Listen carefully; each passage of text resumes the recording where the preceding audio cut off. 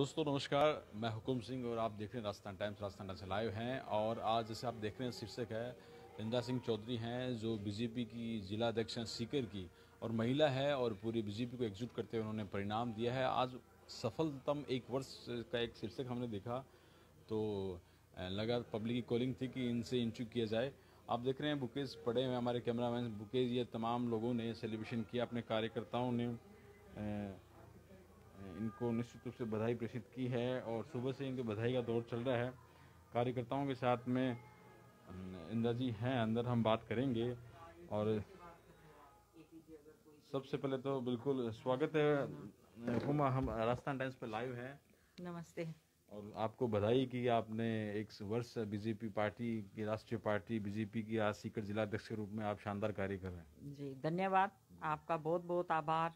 प्रदेश नेतृत्व के हम आभारी हैं कि उन्होंने मुझे मौका दिया काम करने का, और भाजपा परिवार के हमारे जो सारे सीकर जिले के सदस्य हैं उनका आभार इसके लिए। बिल्कुल, तो हमारे कैमरामैन साथियों कहेंगे कि देख सकते हैं चर्चा कर रहे थे अपने कार्यकर्ताओं के साथ में, और ये एक व्यक्तित्व है जो बताने को काफ़ी है कि लगातार पार्टी एक वर्ष पहले क्या दौर था और आज पार्टी ने जिस तरीके से पंचायत चुनाव में सीकर में जिस तरीके से पार्टी ने जिला प्रमुख अपना ताजपोशी की है, तो रिजल्ट के रूप में देखें तो इंदिरा चौधरी ने बहुत ज़बरदस्त रूप से रिजल्ट दिया है।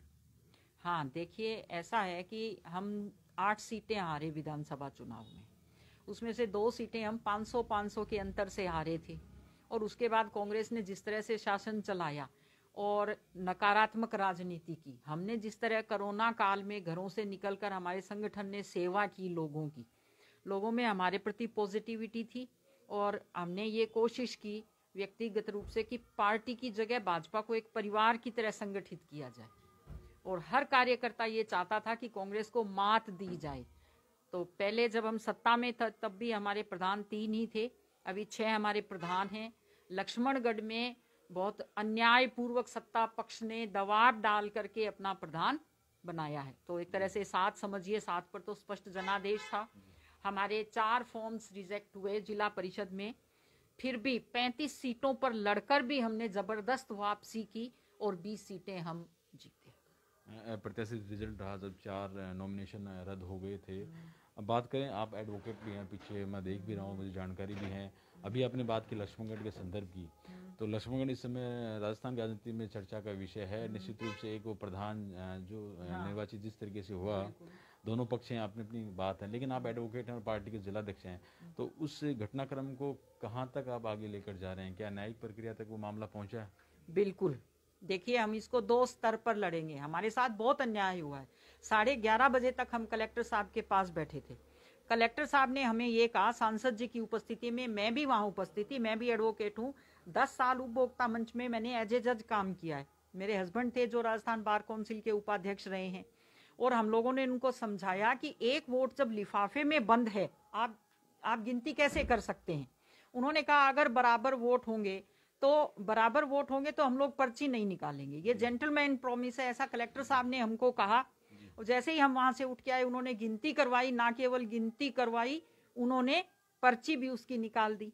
अब आप बताइए, बराबर वोटों की पर्ची उन्होंने निकाल दी, अपने प्रत्याशी को उन्होंने विजयी घोषित करवा लिया, जुलूस निकाल दिया, और लिफाफे में जो वोट है उसका क्या होगा? उसकी गोपनीयता भी भंग हो गई। अगर कल को उस वोट को गिनते हैं तो पता चलेगा कि फलां व्यक्ति ने किसे वोट दिया। तो ये अन्याय हुआ है। जब हम कलेक्टर साहब के पास बैठे थे, कम से कम 6 बार वो फोन लेकर अंदर गए, भारी दबाव था सत्ता पक्ष का उनके ऊपर, और ये अन्याय हुआ है। दोनों स्तर पर लड़ेंगे, न्यायपालिका में भी हम अपनी आवाज उठाएंगे, और जनता की जो अदालत है उसमें भी हम अपनी आवाज लेकर जाएंगे, जनता के बीच जाएंगे।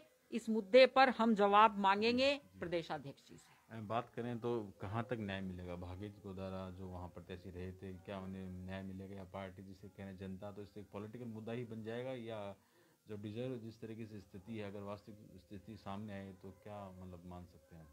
देखिए, हम उम्मीद करते हैं, जब न्यायपालिका में जा रहे हैं, जाने का मतलब ही यही है कि हमें न्यायपालिका में विश्वास है, तो न्याय क्यों नहीं मिलेगा?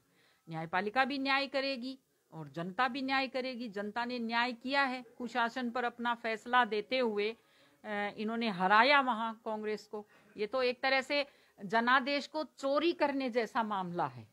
इंदिरा जी, मतलब एक महिला है, तो महिलाओं के लिए राजनीति के संदर्भ में कहते हैं कि बड़ी स्थिति कुछ विकट होती है, लेकिन आपने बड़ी राह आसान की है। तो वैचारिक रूप से और एक नारी के रूप में माने कि महिला के लिए पॉलिटिक्स मतलब ये जो ग्राउंड होता है कितना आसान होता है?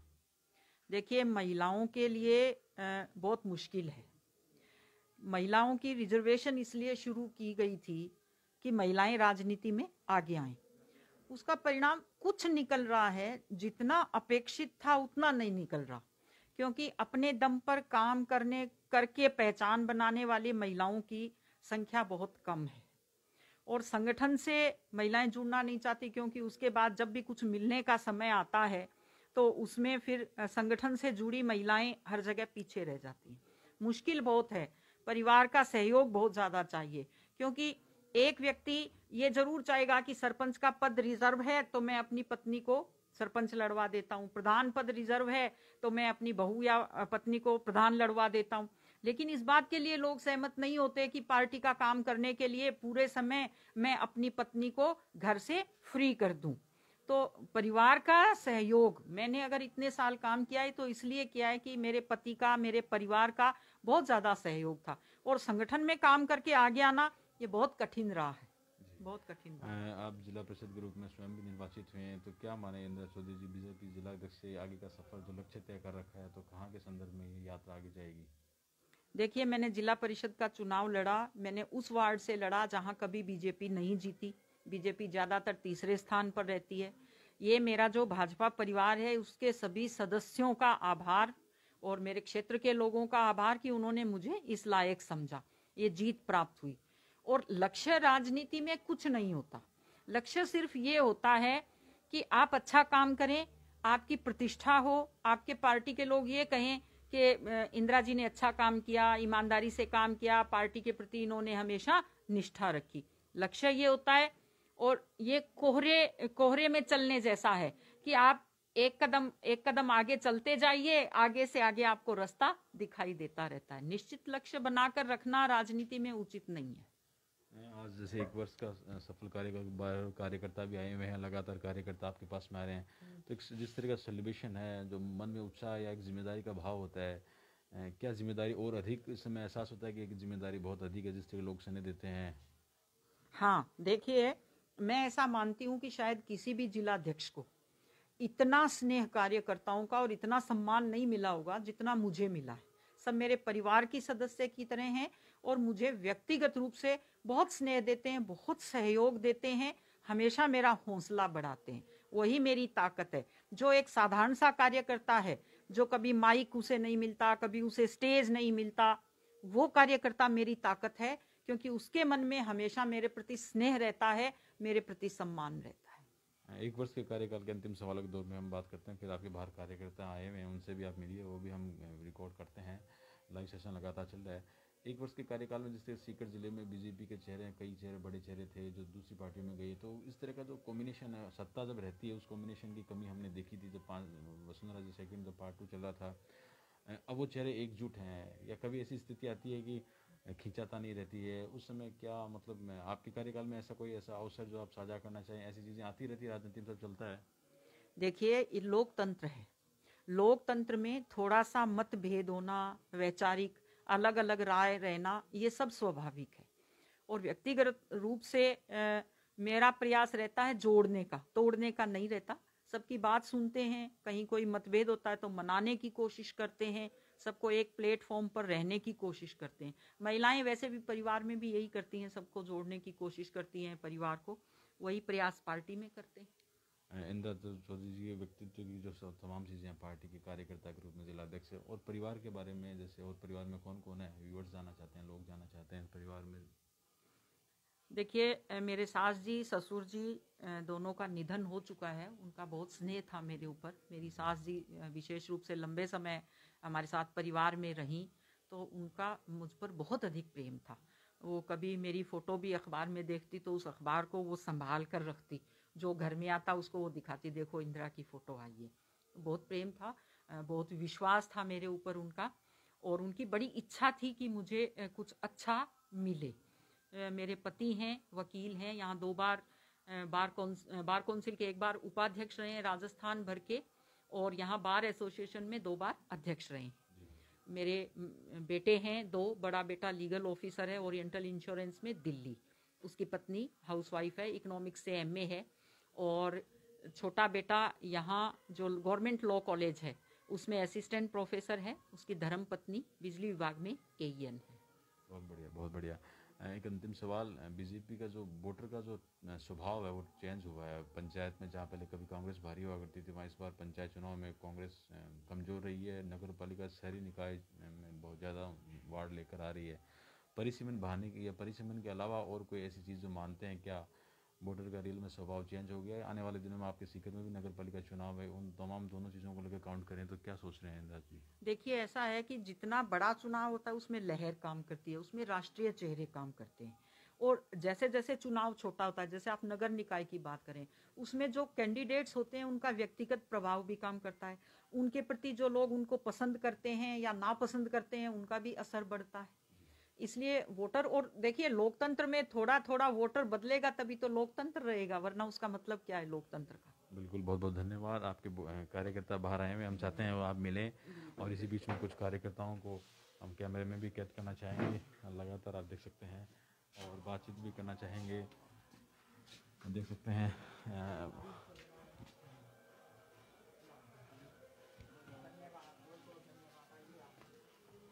तो बिल्कुल देख सकते हैं लगातार कार्यकर्ता इन्हें 1 वर्ष के सफलपूर्वक कार्यकाल की बधाई दे रहे हैं। इनके बीच में हमारे कुछ कार्यकर्ता आए हुए हैं।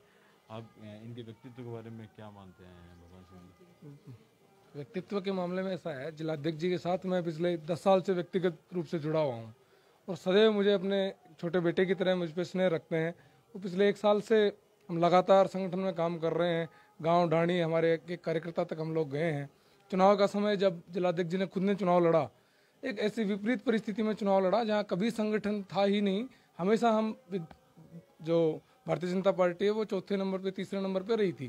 बहुत कमज़ोर स्थिति में वहाँ संगठन था, वहाँ वोटर कम्युनिस्ट मानसिकता के बड़े जो गांव हैं जहाँ पे कम्युनिस्टों के 2 विधायक रहते हैं, उस परिस्थिति में चुनाव लड़ने गए तो बड़ी विकट परिस्थिति थी। हम रात दिन काम किए, 1 महीने रिजल्ट दिया है, बहुत पॉजिटिव रिजल्ट। बिल्कुल बिल्कुल देख सकते हैं। एक और अंतिम लेते हैं, जिस तरीके से मतलब बीजेपी जिलाध्यक्ष के रूप में इन्होंने अपने आप को साबित किया है, तो कार्यकर्ताओं के बल पर क्या मानते हैं कि बड़ी आसानी से कॉम्बिनेशन रहा है कार्यकर्ताओं के बीच में और जिलाध्यक्ष के बीच में? देखो, सबसे पहले तो मैं भाजपा प्रदेश नेतृत्व का आभार करना चाहता हूं, जिन्होंने एक शिक्षित और एक किसान की बेटी को सीकर का जिलाध्यक्ष बनाया। जिलाध्यक्ष बनाने के बाद इंदिरा जी जो पैसे से एडवोकेट भी है, उन्होंने पूरे ज़िले भर में जिस तरीके से पिछले 1 साल में काम किया है, इन्होंने उन बुजुर्गों को भी याद किया जिनको पार्टी 30 साल से याद ही नहीं कर रही थी, उनको घर घर जाके उनको सम्मानित किया, और ये जो इनकी मुहिम है ये मुझे सबसे अच्छी लगी।